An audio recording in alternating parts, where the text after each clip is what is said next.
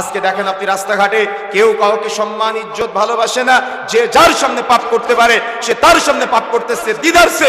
মানুষ আজকে এটাকে পাপই মনে করে না, মানুষ আজকে এটাকে গুনাহ মনে করে না, মানুষ আজকে এটাকে অন্যায় মনে করে না।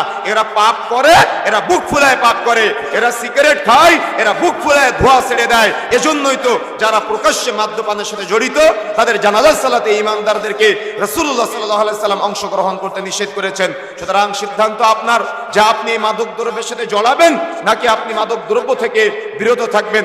আপনি মাদক দ্রব্য সেবন করবেন নাকি আজকের পর থেকে তওবা করে ফিরে আসার চেষ্টা করবেন, এটা সিদ্ধান্ত আপনার। কেন? রাসূলুল্লাহ সাল্লাল্লাহু আলাইহি সাল্লাম বলছেন, যে ব্যক্তি একবার নেশা জাতীয় দ্রব্য সেবন করবে তার আগামী 40 দিনের ইবাদত কবুল হবে না। রাসূলুল্লাহ সাল্লাল্লাহু আলাইহি সাল্লাম বলছেন ইবাদত কবুল হবে না। আর আপনি সাহারি করছেন সিগারেট দিয়ে আর ইফতার করছেন জর্দা দিয়ে, তাহলে আপনার সিয়াম কি কবুল হবে? কথা বলতেছেন না কেন? কবুল হবে? তাহলে যদি কবুলযোগ্য না হয় তাহলে আজকে এই যে সিগারেট এবং জর্দা বা মাদক দ্রব্যের সাথে জড়িত, এটাকে আজকে আমাদের সমাজের এক শ্রেণীর কাঠমোল্লা, এক শ্রেণীর হুজুরেরা আজকে হালাল করার চেষ্টা করেছে। এরা বলে এটা নাকি মাকরু। আরে মাকরু যদি আমি ধরি তো মাকরু মানে হলো অপছন্দনীয়। তো আপনি তো একজন আলেম মানুষ, আপনি তো একজন ইমাম মানুষ, আপনি একজন খতিব মানুষ, তো আপনি অপছন্দনীয় কাজ করেন কেন? আমি যদি আপনার কথাই ধরি তো আপনি অপছন্দনীয় কাজ করবেন কেন? এগুলো তো বখাটেদের কাজ, এগুলো তো পাপীদের কাজ। আপনি এই পাপের সাথে জড়ান কেন? আর এই সমাজের গোটা এলাকার মানুষের আপনি মাদকের পারমিশন দিয়ে দিচ্ছেন।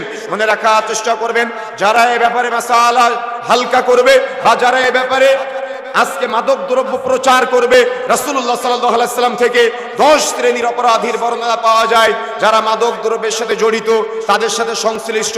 তার মধ্যে 1 নম্বর এক শ্রেণীর আছে যারা মাদক দ্রব্য প্রচার করে বা যারা মাদক দ্রব্য বিক্রয় করে। তার মানে মাইকের আওয়াজ যতদূর পর্যন্ত যাচ্ছে দ্ব্যর্থহীন ভাষায় বলে যেতে চাই, মনে রাখার চেষ্টা করবেন সকাল 8টা থেকে রাত্রি 10টা পর্যন্ত আজকে আপনি আপনার চায়ের দোকানে সিগারেট বিক্রয় করতেছেন, জর্দা বিক্রয় করতেছেন, তার মানে আপনি মাদক দ্রব্য বিক্রয়ের কাজে সহযোগিতা করতেছেন। মনে রাখার চেষ্টা করতে হবে, এই যে সকাল 8টা থেকে রাত্রি 10টা পর্যন্ত বিক্রয় করলো কে? আপনি। সেবন করলো কে?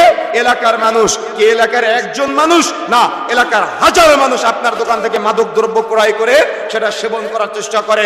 তার মানে আপনি এই হারাম কাজের সহযোগী, আপনি এই হারাম কাজের প্রস্তুতকারক, আপনি এই হারাম কাজের কোম্পানি, আপনি এই হারাম কাজের দোকানদার, আপনি এই হারাম কাজের একজন হকার। তার মানে যে কোম্পানিতে তৈরি হয়